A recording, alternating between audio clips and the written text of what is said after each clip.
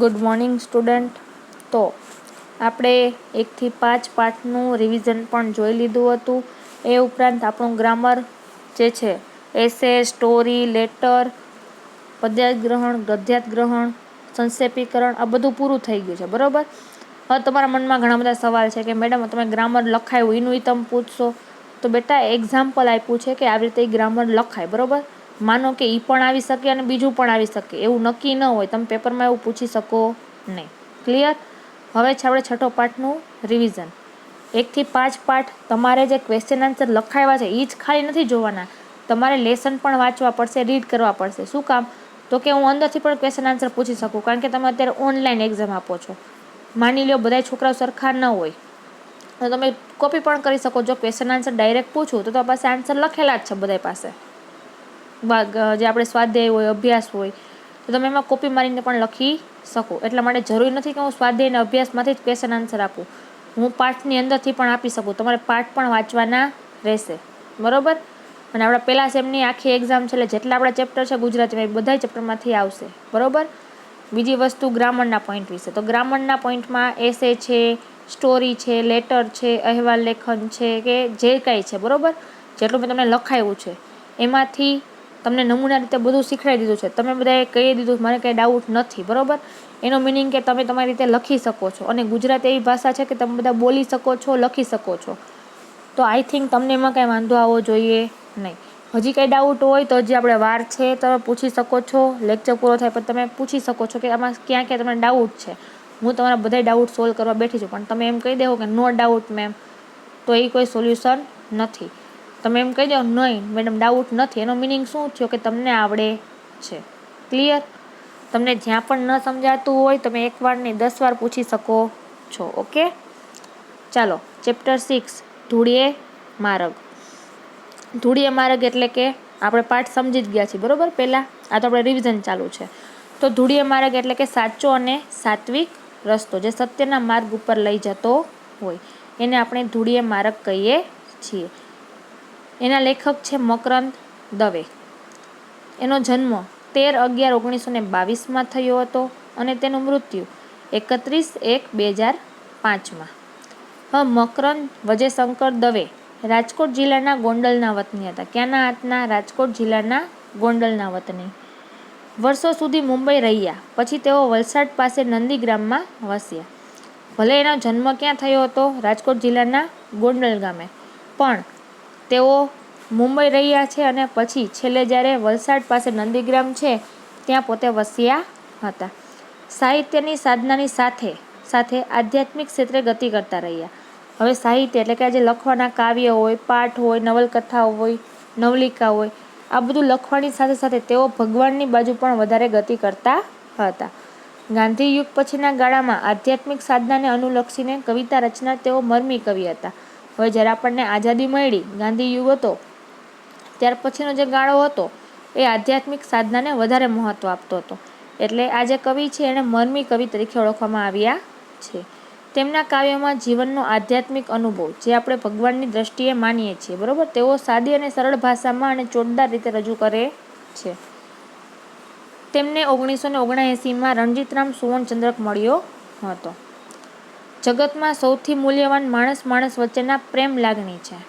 હવે જગતમાં જો સૌથી વધુ મૂલ્યવાન કોઈ હોય તો કોણ છે? તો માણસ વચ્ચેનો જે પ્રેમ અને લાગણીભર્યો સંબંધ છે એ જ સૌથી મહત્ત્વનો છે, સૌથી મૂલ્યવાન છે. ધન માટે વલખા માર્યા વગર પોતાની વર્તમાન સ્થિતિમાં અદના માનવીને સ્વમાનભેર જીવવાનો સંસ્કાર આપી જાય તેવું આ કાવ્ય છે. હવે આ કાવ્યમાં શું કહેવામાં આવ્યું છે કે પૈસાની પાછળ જે વલખા એટલે કે દોડાદોડ કરે છે માણસો, એના કરતાં જે પોતાની અત્યારની સ્થિતિ છે એમાં અદના માનવીને સ્વમાનભેર જીવનનો સંસ્કાર આપી જાય તેવું આ કાવ્ય છે. જીવન વિશેનો ખ્યાલ તદ્દન જુદો અહીંયા રજૂ થયો છે. અહીંયા જીવન જીવવા માટે 2 માર્ગો બતાવ્યા છે. એક ધૂળિયો માર્ગ એટલે કે સાદો અને સાત્વિક માર્ગ, અને બીજો છે સોના એટલે કે ધન સંપત્તિની લાલસાવાળો માર્ગ. એક રસ્તો કેવો છે? તો કે સાદો અને સાત્વિક ધૂળિયો માર્ગ, અને બીજો રસ્તો છે એ સોના અને ધન સંપત્તિ જે પૈસા છે એની લાલચનો છે. અહીં કવિ આપણને ધૂળિયા માર્ગ ચાલવાનું આહવાન કરે છે. કવિ શું કહે છે કે પૈસાની પાછળ દોડ્યા વગર તમે સત્યના રસ્તા ઉપર ચાલો, સાદું અને સાત્વિક જીવન જીવો, તેવું અહીંયા આપણને કવિ દ્વારા કહેવામાં આવ્યું છે. હવે આપણે કાવ્ય જોઈએ. તમને ખબર હોય તો આપણે પદ્યાર્થ ગ્રહણમાં પણ આ જ લીધું છે. શું કામ? કારણ કે તમારે તે કાવ્ય છે, તમને વધારે સમજ પડે. કોણે કીધું ગરીબ છીએ, કોણે કીધું રાખ. હવે આપણને કોઈ કહી દીધું છે, સિક્કા મારીને આપણે જન્મ આપ્યો છે કે તમે ગરીબમાં જાઓ છો, તમે પૈસાદારના વ્યક્તિમાં જાઓ છો, તમે આ કુટુંબમાં જાઓ છો, તમે આ કુટુંબમાં જાઓ છો. કોઈ આપણને ક્યાંય લખી દીધું નથી કે તમે ગરીબ છો, તમે પૈસાદાર છો, તમે અમીર છો, તમે આવા છો. કોઈ આપણને કાંઈ લખી દીધું નથી, કંઈ સિક્કા મારેલા નથી કોઈમાં. જ્યારે આપણો જન્મ થયો હોય ત્યારે બધાના જન્મ સરખી રીતે જ થાય છે, કોઈના કંઈ અલગ અલગ થતા નથી. તો ભગવાને આપણને એવો કોઈ ઉચ્ચ નીચનો ભેદભાવ આપ્યો નથી. બધાય ભગવાન માટે કેવા છીએ? સરખા. એ પછી માણસ પૈસાદાર હોય કે પછી ગરીબ હોય. કોણે કીધું ગરીબ છીએ, કોણે કીધું રાખ. કાં ભૂલી જા મન રે ભોળા, આપણા જુદા જુદા આંખ. હવે ભગવાન શું મતલબ કવિ શું કહેવા માગે છે કે આપણને કોઈ કીધું નથી કે તું ગરીબ છે કે તું પૈસાદાર છે. આપણે ભૂલી જવું, જો આપણે ભૂલી ગયા છીએ, આપણે મનના ભોળા માનવી છીએ. આપણે જે બુદ્ધિનું આંક હોય છે બધાનો અલગ અલગ હોય છે. જેમ આપણી આંગળીઓ કોઈ એક સરખી નથી હોતી, તેવી રીતે એ કોઈ માનવીના બુદ્ધિના આંક છે એ સરખા હોતા નથી. માની લો કે ગરીબ કુટુંબમાં જન્મેલો છોકરો હોય ભણવામાં હોશિયાર પણ થઈ શકે, અને અમીર કુટુંબમાં જન્મેલો છોકરો હોય એ ભણવામાં ઠોઠે થઈ શકે છે. અને અમીર કુટુંબનો છોકરો હોશિયાર થઈ શકે ને ગરીબ છોકરો હોય ઠોઠે હોઈ શકે, એવું જરૂરી નથી. કારણ કે બધાના બુદ્ધિના કેવા હોય છે? અલગ અલગ. થોડાક નથી સિક્કા પાસે, થોડીક નથી નોટો. કવિ શું કહે છે કે મારી પાસે શું નથી? તો કે થોડાક સિક્કા અને થોડીક નોટો નથી. એટલે કે થોડાક પૈસા મારી પાસે ઓછા છે અથવા તો નથી. એમાં તો શું બગડી ગયું? એમાં તે શી ખોટ? મારી પાસે થોડાક સિક્કા અને થોડીક નોટો બધાય કરતાં ઓછી છે અથવા તો નથી, તો એનાથી કંઈ બગડી ગયું? નહીં. એનાથી મને કોઈ પણ જાતની ખોટ નથી. ઉપરવાળી બેંક બેઠી છે આપણી માલમ માલ. જેણે આપણને જન્મ આપ્યો છે એ આપણું રહેવા ખાવા પીવાનું બધું પૂરું કરી આપે છે. ભગવાન આપણી બધી ચિંતા કરે જ છે. ભગવાન આપણને રોજનું રોજ દઈ જ દે છે, બરાબર? કોઈને ભૂખ્યા સુવડાવતું નથી. જ્યારે આપણો જન્મ લખ્યો હોય ત્યારે આપણો જન્મ થાય છે, જ્યારે આપણું મૃત્યુ લખ્યું હોય ત્યારે આપણું મૃત્યુ થાય છે. એ આપણા હાથમાં નથી. તો આપણી પાસે થોડાક સિક્કા કે થોડીક નોટો ન હોય તો એમાં કાંઈ બગડી જતું નથી, એમાં કાંઈ પણ ખોટ નથી. ભગવાન બેઠો છે, ભગવાન બધું જોવે છે. અને અહીંયા કવિ કહે છે કે ઉપરવાળી બેંક બેઠી છે, એટલે કે ભગવાન ઉપર બેઠા છે, એ માલમ માલ છે, પૈસાદાર છે. આજનું ખાણું આજ આપે ને કાલની વાતો કાલ. હવે જે ગરીબ કુટુંબ હોય એને આજનું ખાણું આપી દે છે, એને કાલની ચિંતા કરવાનું કહેતો નથી. કાલનું કાલ જોવાઈ જશે, આજનું આજ કરી લ્યો. આજ તમને જમવાનું મળ્યું છે તો તમે પેટ ભરીને જમી લ્યો, કાલની ચિંતા કરો માં. ધૂળીએ માર્ગ કંઈક મળે જો આપણા જેવો સાથ. ધૂળીએ માર્ગ એટલે કે સાચો અને સાત્વિક માર્ગ છે, એવા માર્ગ ઉપર આપણે ચાલતા હોય અને એમાં પણ કોઈનો આપણને સાથ મળે તો વાત જ અલગ છે. કારણ કે એકલા ચાલવા કરતાં 2 જણા ચાલીએ સાદા અને સાત્વિક માર્ગમાં તો જીવન જીવવાની વધારે મજા આવે છે. સુખ દુઃખોની વાર્તા કહેતા બાથમાં ભીડી બાથ. હવે આપણા જેવો કોઈ સાદો અને સાત્વિક માર્ગ પર ચાલનાર માણસ છે આપણી સાથે મળી જાય તો હારે ચાલતા ચાલતા આપણે સુખ દુઃખની વાતો કરીએ છીએ. અને બાથમાં ભીડી બાથ મતલબ કે એકબીજાને કંધે એકબીજાના ગળે મળીને આગળ આપણે ચાલીએ છીએ. ખુલ્લા ખેતર અડખે પડખે માથે નીલું આબ. હવે ઉપર શું છે તો કે આજુબાજુ શું છે? ખેતરો. અને ઉપર આપણી ઉપર છે બધાને નીલું આબ છે. કોઈ અમીર હોય કે કોઈ ગરીબ હોય, એ જ્યાં રહેતું હોય છે એની આજુબાજુ ખુલ્લા ખેતર હશે જ. અને માથે બધાની ઉપર શું હશે? આકાશ. વચ્ચે નાનું ગામડું બેઠું ક્યાં આવો છે લાભ. આપણે આકાશની નીચે રહીએ છીએ અને આકાશમાં વચ્ચે એક નાનું એવું ગામડું છે અને ગામડામાં આપણે રહીએ છીએ. સોનાની તો સાંકડી ગલી, એટલે કે પૈસાદાર છે મતલબ પૈસાનો જે માર્ગ છે એ કેવો છે? સાંકડો. પૈસાનો માર્ગ કેવો છે? સાંકડો. હેતુ ગણતું હેત મતલબ કે અહીંયા પ્રેમ કે દેખાતો નથી, સ્વાર્થ પૂરતો પ્રેમ હોય છે. દોઢિયા માટે દોડતા એમના જીવતા જોને પ્રેત. પૈસાની પાછળ દોઢિયા એટલે કે પૈસાની પાછળ લોકો દોડાદોડી કરે છે. જેમ કે ભૂત આમથી આમ દોડતા હોય ને એવી રીતે માનવી પૈસાની પાછળ રાત દિવસ એક કરીને કામ કરે છે. શું કામ? પૈસા મેળવવા માટે. માનવી ભાળી અમથું અમથું આપું ફોરે વાલ. હવે આવા લોકો છે એ માનવી જોઈને ખાલી એમને હસી દે છે, પણ દિલમાં એના હૃદયમાં એકબીજા પ્રત્યે પ્રેમ નથી હોતો, લાગણી હોતી નથી. તો કવિને આવું જીવન ગમતું નથી, દેખાવા જેવું. એને તો સાદો અને સાત્વિક માર્ગ ગમે છે, જેમાં હારે મળીને આપણે ચાલી શકીએ, સુખ દુઃખની વાતો કરી શકીએ. જ્યારે અમીર છે એની પાસે ટાઈમ ન હોય, કારણ કે એને આખો દિવસ પૈસા ભેગા કરવામાં એને સમય ન મળે બીજા માટે.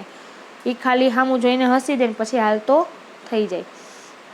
તો આવી જિંદગી કવિને ગમતી નથી. નોટ ને સિક્કા નાખ નદીમાં, ધૂળીએ માર્ગ ચાલ. કવિ શું કહે છે કે તારી પાસે જે નોટ અને સિક્કા છે એની વાહે દોડવાનું બંધ કર, અને હોય એને નાખી દે, એટલે ચિંતા મટે. અને સાદો અને સાત્વિક માર્ગ છે એના ઉપર ચાલવાની મજા માણ. આ કાવ્ય છે એ ગુલાલ અને ગુંજારમાંથી લેવામાં આવ્યું છે. આપણા જુદા આંક એટલે કે જિંદગી અંગેની આપણી જુદી સમજ. હવે આપણા જુદા આંક એટલે જિંદગી જીવવાની બધાની પોતપોતાની અલગ રીત હોય છે, અલગ અલગ પદ્ધતિ હોય છે. કોક પૈસાને મહત્વ આપતું હોય, કોક માનવીના પ્રેમ અને સંબંધને મહત્વ આપતું હોય, અને કોક સત્યના રસ્તાને મહત્વ આપતું હોય છે. તો બધાના કેવા છે જિંદગી વિશેના ખ્યાલો અલગ અલગ. ઉપરવાળું એટલે પરમેશ્વરની સત્તાવાળું. બાથમાં ભીડી બાથ એટલે પ્રેમ ભર્યા આલિંગન સાથે. દોઢિયું એટલે દોઢ પૈસાનો સિક્કો. પ્રેત એટલે અવગત્યો જીવ, જે પૈસા પાછળ ગાંડો થઈને દોડે છે એવા લોકો. અમથું એટલે કશા સ્વાર્થ વગરનું. ફોરવું એટલે મહેકવું. માનવી ભાળી અમથું અમથું ફોરે વહાલ એટલે માણસને મળતા કોઈ સ્વાર્થ વગર હૈયું સ્નેહથી ઉભરાવા લાગે એને સાચો સંબંધ કહેવાય છે. હવે છે ભાષા સજ્જતા. અંધારી રાત્રે હીરબાઈ જોગમાયા જેવી લાગતી હતી, ધરામાં ઢબી ઢબીને વ્રજ જેવી લાગતી હતી. અહીં પ્રથમ વાક્યમાં હીરબાઈને જોગમાયા સાથે સરખાવી છે, જ્યારે બીજા વાક્યમાં એની સરખામણી વ્રજ યાને કે લોખંડ સાથે કરવામાં આવી છે. તમે જોશો કે આ પ્રકારની સરખામણી કરવાથી ભાષાની શોભા વધે છે. જેવી રીતે ઘરેણાં પહેરવાથી આપણે વધુ સુંદર દેખાય છીએ, તેવી જ રીતે ભાષાને વધુ સુંદર બનાવવા માટે અલંકારનો ઉપયોગ કરવામાં આવે છે. આપણી ભાષામાં ઘણા અલંકારો છે, જેવા કે ઉપમા અલંકાર, રૂપક અલંકાર, ઉત્પ્રેક્ષા અલંકાર. અલંકારના બે પ્રકાર હોય છે, એક તો શબ્દાલંકાર એટલે કે શબ્દથી જે દેખાતા હોય એવા અલંકાર, અને અર્થાલંકાર એટલે જે અર્થથી દેખાતા હોય તેવા અલંકાર. ઉપરોક્ત અલંકાર અર્થાલંકાર છે, જે આપણે નામ આપ્યા છે ઉપમા અલંકાર, રૂપક અલંકાર અને ઉત્પ્રેક્ષા અલંકાર. આ બધા અલંકાર છે એ અર્થાલંકાર છે. તો ઉપમા અલંકાર વિશે જોઈએ. તો ઉપમા અલંકાર સમજતા પહેલા આપણે ઉપમેય અને ઉપમાનનો ખ્યાલ મેળવીએ. હવે ઉપમા અલંકારમાં બે વસ્તુ મેઇન હોય છે, એક તો ઉપમેય અને એક તો ઉપમાન. ઉપમેય એટલે કે જેની સરખામણી કરવાની હોય. માનો કે કોઈ વ્યક્તિનું નામ હોય તો એને ઉપમેય કહેવામાં આવે છે, અને ઉપમાન એટલે જેની સાથે સરખામણી કરવાની હોય તે. આપણે જેની સાથે સરખામણી કરીએ એને શું કહીએ છીએ? ઉપમાન. તો આ ખેલાડી સચિન તેંડુલકર જેવો છે. તો આ ખેલાડી છે એ ઉપમેય છે, અને સચિન તેંડુલકર છે એની સાથે આપણે એનો સરખામણી કરીએ છીએ એટલે એને ઉપમાન કહેવાય. અને જ્યારે જેવો શબ્દ વાપરવામાં આવે ત્યારે તે ઉપમા અલંકાર બને છે. હવે જોઈએ અભ્યાસ. કવિ આ કાવ્યમાં મનુષ્ય જીવન માટે કઈ બાબત મહત્વની ગણાવે છે? ધન સંપત્તિ, જમીન જાયદાદ, મનુષ્ય વચ્ચેનો પ્રેમ કે સોનું અને ચાંદી? તો મનુષ્ય વચ્ચેનો પ્રેમ. બીજું છે, આ કાવ્યમાં કવિએ ધૂળીએ માર્ગ શબ્દ કયા અર્થમાં પ્રયોજ્યો છે? સાદા સાત્વિક જીવન અર્થે, ધન સંપત્તિની લાલસા અર્થે, સુખ વૈભવથી ભરપૂર જીવન અર્થે, કે ધૂળ માટી અને કાદવના અર્થે? તો સાદો અને સાત્વિક જીવનના અર્થે. કવિ ઉપરવાળી બેંક કોને ગણાવે છે? ઈશ્વરને, આકાશને, દેના બેંકને કે સ્ટેટ બેંકને? તો ઈશ્વરને. મનુષ્યએ બીજા મનુષ્યને કેવી રીતે મળવું જોઈએ? તો મનુષ્યએ બીજા મનુષ્યને પ્રેમ અને લાગણીથી મળવું જોઈએ. પ્રવર્તમાન સમયમાં મનુષ્યએ શાની પાછળ દોટ મૂકી છે? તો પ્રવર્તમાન સમયમાં મનુષ્યએ પૈસાની પાછળ દોટ મૂકી છે. ખુલ્લા ખેતર માથે અને અડખે પડખે શબ્દોનો અર્થ સમજાવો. ખુલ્લા ખેતર માથે એટલે કે આજુબાજુ ખેતર હોય અને એની માથે શું હોય છે? આકાશ. અડખે પડખે એટલે આજુબાજુમાં. કવિના મતે મનુષ્યનું જીવન કેવું હોવું જોઈએ? તો કવિના મતે મનુષ્યનું જીવન સાદું અને સાત્વિક હોવું જોઈએ. કાવ્યમાં પ્રશ્નાર્થવાળી પંક્તિઓ કઈ કઈ છે અને તેનાથી કાવ્યમાં કયો ભાવ જગાડાયો છે?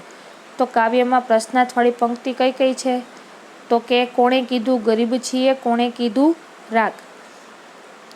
બીજું છે એમાં તો શું બગડી ગયું, એમાં તેસી ખોટ. પછી છે વચ્ચે નાનું ગામડું બેઠું, ક્યાં છે આવો લાભ. બરાબર, આ 3 પંક્તિઓ આપણને પ્રશ્નાર્થ ચિહ્નવાળી આપી છે અને એમાં કવિની ઉદારતા દેખાય છે.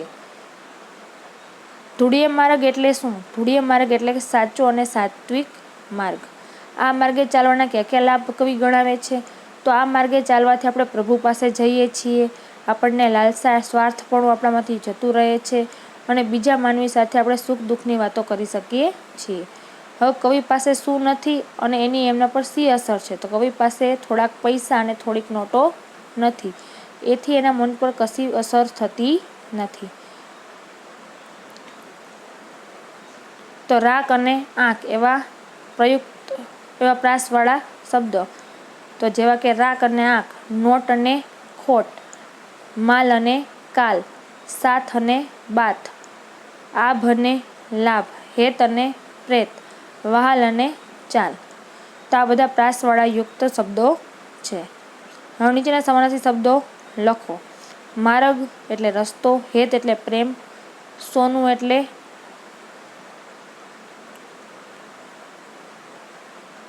કંચન, સાથ એટલે સાથે, હારે, રાગ એટલે ગરીબ. બરોબર. હવે છે ચેપ્ટર નંબર 7, દેશભક્ત જગડુશા. દેશભક્ત જગડુશા લેખક છે રમણલાલ સોની. જન્મ 1908માં, મૃત્યુ 2006માં. રમણલાલ પીતમ્બરદાસ સોનીનો જન્મ અરવલ્લી જિલ્લાના મોડાસા તાલુકાના કોકાપુર ગામમાં થયો હતો. હવે એનું પૂરું નામ છે રમણલાલ પીતમ્બરદાસ સોની. અરવલ્લી જિલ્લો, મોડાસા તાલુકો અને કોકાપુર ગામ. બંગાળી ભાષા અને સાહિત્યનો તમને ગાઢ પરિચય છે. તેની મેઇન ભાષા છે બંગાળી ભાષા અને સાહિત્ય પ્રત્યે તેને ગાઢ રસરૂચિ છે. રવિન્દ્રનાથ ઠાકુર અને શરદબાબુના ઘણા પુસ્તકો તેમનો ગુજરાતીમાં અનુવાદ કર્યો છે. હવે રવિન્દ્રનાથ ઠાકુર અને શરદબાબુ છે એ બંગાળી કવિ છે, લેખક છે.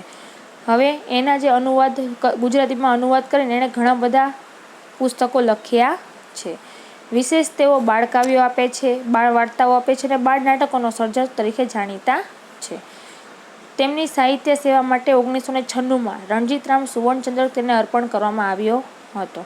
વિશ્વની લોકકથાઓ, ગ્રીસનો લોકકથા ભંડાર અને સતસાગર જેમના જાણીતા પુસ્તકો છે. અખાઈ રાજ્યની આપત્તિમાં રાજા અને પ્રજા સમજપૂર્વક અને ધીરજપૂર્વક ઉકેલ લાવે તો સમસ્યા હળવી થઈ જાય. હવે કોઈ પણ રાજ્ય હોય, જ્યારે આપત્તિમાં એટલે કે દુઃખની વેળામાં હોય, ત્યારે રાજા અને પ્રજા બંને સમજપૂર્વક અને ધીરજપૂર્વક કોઈ કામ કરે તો તેની સમસ્યાનો હલ મળી જાય છે. દાનવીર ભામાશાની જેમ એક જગડુશા પણ નગર શેઠ તરીકે માનવતાવાદી અભિગમ ધરાવે છે. આપણે દાનવીર તરીકે ભામાશાનું નામ સાંભળ્યું છે, બરોબર. તેવી જ રીતે જગડુશા છે એ એક નગર શેઠ છે અને માનવતાવાદી અભિગમ ધરાવે છે.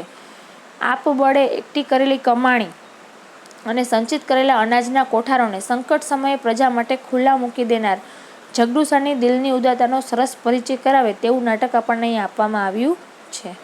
હવે આપબળે એટલે પોતાની મહેનત એણે એકઠી કરેલી જે કમાણી હતી અને જે અનાજના કોઠારો હતા એ સંકટના સમયે પ્રજા માટે એને ખુલ્લા કરી દે છે. આવું જગડુશાનું દિલ ઉદારતાવાળું હોય છે. એનો પરિચય આપણને નાટક દ્વારા થાય છે. હવે ક્યાંની વાત છે તો કે સ્થળ પાટણ. હવે પાટણના રાજા ત્યારે હતા વિસળદેવ. કોણ હતું? રાજા વિસળદેવ. એના દરબાર એની વાત કરવામાં આવી છે. રાજા વિસળદેવ દરબાર ભરીને બેઠા છે. પોતાના જેટલા મંત્રીઓ અને બધા હોય કામદારો, એ બધાની સભા ભરીને રાજા બેઠા છે. પણ સૌના મોં ઉદાસ હતા. બધાનું મોં કેવું હતું? ઉદાસ. આખાય દરબારમાં જાણે નિરાશાની ઘેરી છાયા ફળી વળેલી હોય. આખા દરબારમાં જાણે કે કંઈક દુઃખની વાત જણાતી હોય તેવું લાગતું હતું. રાજાની સામે રાજજોશી ટીપણું પહોળું કરીને બેઠા છે. રાજાની સામે જેનો પંડિત હોય, જે ભવિષ્ય જોતા હોય, તે એનું ટીપણું હોય, તેની નોંધપોથી હોય એને ખુલ્લું કરીને બેઠા છે. તે આંગળીના વેઢા પર આંકડા માંડે છે, કંઈક હાથમાં ગણે છે. રાજા: તે જોશીજી, આ વર્ષે વરસાદ નથી કે શું? રાજા એને સવાલ પૂછે છે કે શું રાજા શું પંડિત, આ વખતે પણ વરસાદ નથી? જોશી: મહારાજ, મને થાય છે કે કાનવાણી ઉચ્ચારતા મારી જીભ કપાઈ કેમ નથી જતી. મહારાજ, મને એવું થાય છે કે આવું મારે ખરાબ બોલવું એના પહેલાં મારી જીભ કપાઈ કેમ ન ગઈ. રાજા: સમજી ગયો, હું સમજી ગયો જોશી, હવે બોલવાની જરૂર નથી. મતલબ ત્યાં જ રાજા એમ કહે છે કે સારું, તમારે કંઈ બોલવાની જરૂર નથી, મને સમજાઈ ગયું. એટલામાં બહારથી ઘણા લોકોના પોકાર સંભળાય છે, ઘણા બધાનો અવાજ આવે છે. અમને ખાવાનું આપો, અમને જીવાડો, અમે મરી જઈએ છીએ. રાજા: મારી રાકડી રૈયત ભૂખે મરે છે. રાજા કહે છે કે મારી જે ગરીબ પ્રજા છે એ ભૂખે મરે છે. હવે તો એક આશા જગડુશાની રહી છે. હવે કોની આશા રહી છે છેલ્લી? જગડુશાની. પ્રધાનજી એમને તેડી લાવવા કચ્છ ગયા છે. પ્રધાનજી ક્યાં ગયા હતા? જગડુશાને તેડવા કચ્છ ગયા હતા. આજકાલમાં આવી જવા જોઈએ. હવે પ્રધાનજી કેટલા દિવસથી ગયા છે એટલે આજકાલમાં આવી જવા જોઈએ. દરવાન એટલે કે જે ચોકીદાર હોય એ પ્રવેશે છે અને રાજાને પ્રણામ કરે છે. મહારાજ, કચ્છના શાહ સોદાગર શેઠ જગડુશા પધાર્યા છે. પ્રધાનજી પણ સાથે છે. એ મહારાજને સંદેશો આપે છે કે કચ્છના જે રાજા શાહ છે, જે શેઠ જગડુશા, એ અને આપણા પ્રધાનજી બંને પધાર્યા છે. રાજા એકદમ ઉત્સાહમાં આવીને એકદમ એમને અંદર લઈ આવો, જલ્દી એને અંદર મોકલો. દરવાન નમ્રતાથી, મતલબ જે ચોકીદાર આવ્યો હોય છે એ પ્રેમથી બોલે છે. મહારાજ, પ્રધાનજીએ કહેવડાવ્યું છે કે શેખ જગડુશા શાહ સોદાગર છે, તેમનો સત્કાર કરવા આપ પોતે. એટલું બોલે છે ત્યાં રાજા સમજી જાય છે. રાજા બોલે છે, સમજો, એમના સત્કાર માટે મારે સામું જવું જોઈએ, એનું સ્વાગત કરવા માટે મારે સામે જવું જોઈએ. પ્રધાનજીની વાત સાચી છે. રાજા ગાદી પરથી ઊભો થઈ જાય છે. આખી કચેરી ઊભી થઈ જાય છે અને પછી રાજા જગડુશાનો સત્કાર કરવા પ્રવેશ દ્વાર તરફ વળી જાય છે. જે મેઇન એન્ટર ગેટ હોય ત્યાં વયા જાય છે. સામેથી પ્રધાન અને જગડુશાને લઈને આવે છે. સામેથી પ્રધાન છે એ જગડુશા રાજાને લઈને આવતો હોય છે. જગડુશાને જોઈ રાજા ઝડપથી પગલાં ભરી એની સામે આવી જાય છે. તેવી જ રીતે જગડુશા પણ ઝડપથી ચાલે છે. બંને એકબીજાને વહાલથી ભેટે છે. પછી રાજા જગડુશાનો હાથ પકડી રાજગાદી તરફ દોરી જાય છે અને પોતાની જોડે રાજગાદી ઉપર બેસાડે છે. બંનેના બેઠા પછી પ્રધાન અને દરબારીઓ પોતપોતાના આસન ઉપર બેસી જાય છે. જગડુશા: મહારાજ, ઓચિંતાનો કેમ યાદ કર્યો મને? જગડુશાએ શું પૂછ્યું કે મહારાજ, તમે મને અચાનક કેમ યાદ કર્યો? રાજા: સુખ દુઃખની વાતો કરવા શેઠજી. ગુજરાતમાં આજે 3 વર્ષથી કાળમો દુકાળ ચાલે છે. આ 3જું વર્ષ છે જ્યારે હજી પણ વરસાદ પડ્યો નથી. જગડુશા: એકલા ગુજરાતની કાં વાત કરો છો? કે ખાલી ગુજરાતમાં આવું નથી, આખા હિન્દુસ્તાનમાં આજે દુકાળ છે. એટલે જગડુશા કહે છે કે ખાલી ગુજરાતની વાત ના કરો, આ તો આખા હિન્દુસ્તાનમાં દુકાળની પરિસ્થિતિ છે. સિંધ, મેવાડ, માળવા, કાશી, ઠેઠ કંધાર લગી આજે લોકો ભૂખે મરે છે અને પાનખરમાં પાંદડા ખરે તેમ લોકો મરી જાય છે. વખત એવો બારીક છે કે ભલભલાની લાજ જવાનો વખત છે. વખત એવો ખરાબ છે કે આમાં હારાની લાજ વહી જાય છે. 7 ખોટના દીકરાના મોંમાંથી બાપ બટકું રોટલો કાઢી ખાય છે. હવે 7 ખોટનો એકનો એક દીકરો હોય જેને લાડ પ્રેમથી ઉછેરીને મોટો કર્યો હોય, એવાના મોઢામાંથી બાપ હોય બટકું કાઢી જાય છે. જ્યારે મુઠ્ઠીદાન સારું મા બાપ છોકરાને વેચે છે અને મુઠ્ઠીદાન લેવા માટે મા બાપ છે પોતાના છોકરાને વેચી નાખે છે. શી ખબર શું થવા બેઠું છે, શું થશે? રાજા: રામજી રાખશે ત્યાં રહેશે, પણ આવા વખતે રૈયતને ટકાવી રાખવાનો રાજ્યનો ધર્મ છે. પણ આવા ટાઈમે આપણે આપણા રૈયત એટલે કે આપણી પ્રજાને શાંતિ ન રખાવી શકીએ તોય આપણાનો રાજ્યનો ધર્મ ઠુકરાય. જગડુશા: આપ સરખા પ્રજા વત્સલા, રાજાના મોંમાં આવા જ શબ્દ શોભે. તમારા જેવા જે પ્રજા વિશે આટલું વિચારતા હોય એવા રાજાના મોઢામાં આવા જ શબ્દ સારા લાગે. મને એ સાંભળી બહુ આનંદ થાય છે. મેં તો સાંભળ્યું છે કે આપે આપના ધાનના કોઠાર અને ધનના ભંડાર ગરીબોને માટે ખુલ્લા મૂકી દીધા છે. મેં તો એવું સાંભળવામાં આવ્યું છે કે તમે તમારી પ્રજા છે એના માટે ધનના કોઠારો ને ધાનના કોઠારો બધું ખુલ્લું મૂકી દીધું છે ગરીબ પ્રજા માટે. રાજા: મૂકી દીધા હતા, હવે તો એ પણ ખાલી થઈ ગયા. રાજા શું કહે છે કે હા, અમે મૂકી દીધા હતા, પણ હવે તો એ પણ પૂરા થઈ ગયા. હવે મારા ધનના ભંડાર અને અન્નના કોઠારોય ખાલી ખમ પડ્યા છે. હવે એમાં એક પણ દાણો અનાજ નથી, પૈસા પણ નથી અને રૈયતના પેટનો ખાડો તો હજી ઊણો ને ઊણો જ છે અને હજી તો પ્રજા ભૂખી જ છે.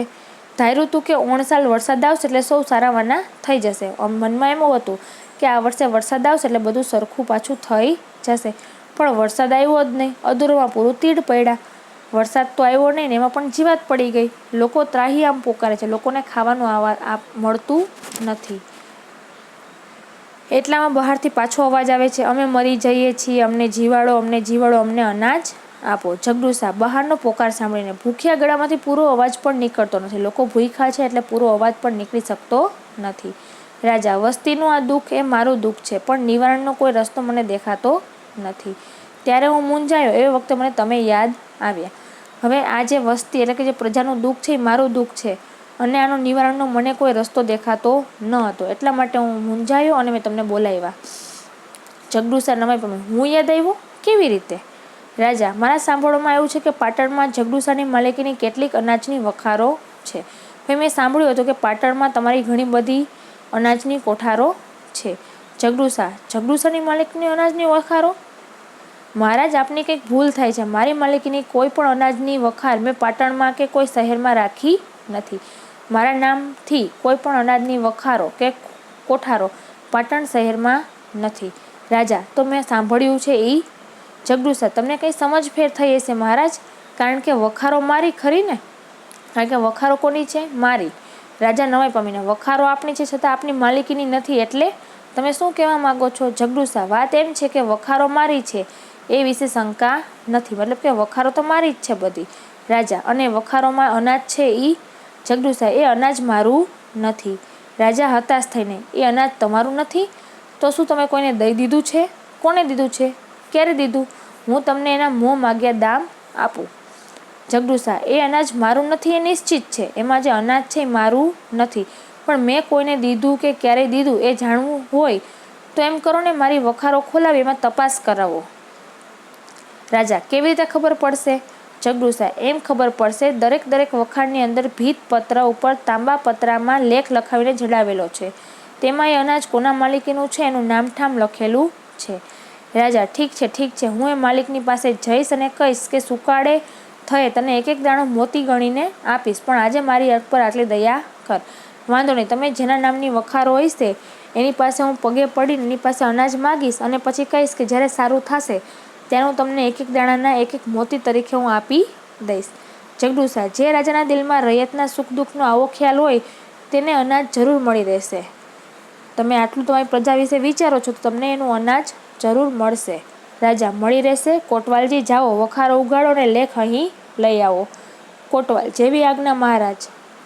હજી જવા જાય છે. જગડુસા, મહારાજ, આપે આટલી તકલીફ લેવાની કોઈ જરૂર નથી. હમણાં જ મારા માણસો લેખ લઈને અહીંયા આવશે. મેં ક્યારના એમને મોકલી દીધા છે. એટલામાં હાથમાં તાંબુ પતરું લઈને એક માણસ સભામાં દાખલ થાય છે. બધા તેની સામે જોઈ રહે છે. પહેલા એ રાજાને, પછી જગડુસાને પગે લાગે છે અને પતરું જગડુસાના હાથમાં મૂકે છે. જગડુસાએ પતરું રાજાના હાથમાં મૂકે છે. રાજા, આ જે લેખ છે? જગડુસા, હા મહારાજ, પંડિતજી પાસે વચાવો. રાજા, પંડિતજી, લો આ લેખ વાંચો. પંડિતજી ઊભા થઈને ઉઘાડા દિલ પર ઉપરાણો અને માથે પંડિત સાહેબ પાઘડી સોંપે છે અને સામે આવી પ્રણામ કરી પતરું હાથમાં લે છે. પંડિત પતરું વાંચે છે. મહારાજ સાંભળો, આમાં લખ્યું છે કે આ વખાર જગડુસાની છે, પણ વખારમાંનું બધું અનાજ એના ભૂખે મરતા ગરીબ ભાઈ ભાંડુઓનું છે. દેશથી ભૂખે મરતી વસ્તી આ અનાજની માલિક છે. એના એક દાણા પર જગડુસાનો હક નથી. આખી સભા આ સાંભળી ઘડીભર સ્તબ્ધ બની જાય છે અને કળ વળતા બધા જ વાહ વાહ વાહ વાહ પોકારે છે. રાજા, વાહ જગડુસા વાહ. ઊભો થઈને જગડુસાને ગળે લાગી જાય છે. તમે તો કહેતા હતા ને અનાજ તમારું નથી. જગડુસા, તો મારું છે જ નહીં, એ તો ગરીબોનું છે. આ અનાજમાંથી એકો દાણા લેવાનો મને હક નથી. એટલામાં બીજો માણસ હાથમાં પતરું લઈને આવે છે. તે રાજાને સોંપે છે. જગડુસા પગે લાગી જગડુસાના હાથમાં મૂકે છે. જગડુસા તે રાજાને સોંપે છે. રાજા પંડિતને આપે છે. પંડિત બીજો લેખ વાંચે છે. મહારાજ સાંભળો, હવે હું બીજી વખારનો લેખ વાંચું છું. આમાં લખ્યું છે કે વખાર જગડુસાની છે, પણ વખારમાંનું બધું અનાજ એના ભૂખે મરતા ગરીબ ભાઈ ભાંડુઓનું છે. દેશથી ભૂખે મરતી વસ્તી આ અનાજની માલિક છે. એના એક પણ દાણા પણ જગડુસાનો હક નથી. આખી સભા પાછી વાહ વાહ પોકારે છે. રાજા ફરી જગડુસાને ભેટી જાય છે. એવામાં ત્રીજો માણસ આવે છે. પહેલાની પેઠેથી તપલું જગડુસાને આપે છે. રાજા હાથમાં લઈને પંડિતના હાથમાં આપે છે. હવે ત્રીજી વખારનો લેખ સાંભળો. આ વખાણની જગડુસાની છે, પણ એના અનાજના એક પણ દાણા પર જગડુસાનો હક નથી. દેશની ભૂખે મરતી વસ્તી આ અનાજની માલિક છે. રાજા, વાહ વાહ વાહ વાહ. રાજા, જગડુસા, આવી તમારી કેટલી વખારો છે ગામમાં? જગડુસા, 40 હશે મહારાજ. રાજા, 40 વખારો? ત્યારે તો મારી પ્રજા જીવી ગઈ અને હું પણ જીવી ગયો. જ્યાં લગી ગુજરાતમાં તમારા જેવા ઉદાર શ્રેષ્ઠીઓ ઝગડુસા, ત્યાં લગી ગુજરાત રાજ્યને કોઈ પણ આંચ આવશે નહીં. ત્યાં તો એક સાથે અનેક માણસો હાથમાં તાંબાપત્રા લઈને સભામાં પ્રવેશે છે અને આખી સભા આનંદમાં આવેશમાં જયનાથ પોકારે છે. આખી સભા, ગુજરાતનો રાજા ઘણો જીવો, ઘણો જીવો, ગુજરાતનો શાહ સોદાગર ઘણો જીવો, ઘણો જીવો, ગુજરાત રાજ્ય અમર રહો. આ પાઠ આપણો અહીંયા પૂરો થાય છે. તમને આમાં કંઈ ન સમજાણું હોય તો તમે પછી લેક્ચર પૂરો થાય પછી પૂછી શકો છો. Thank you.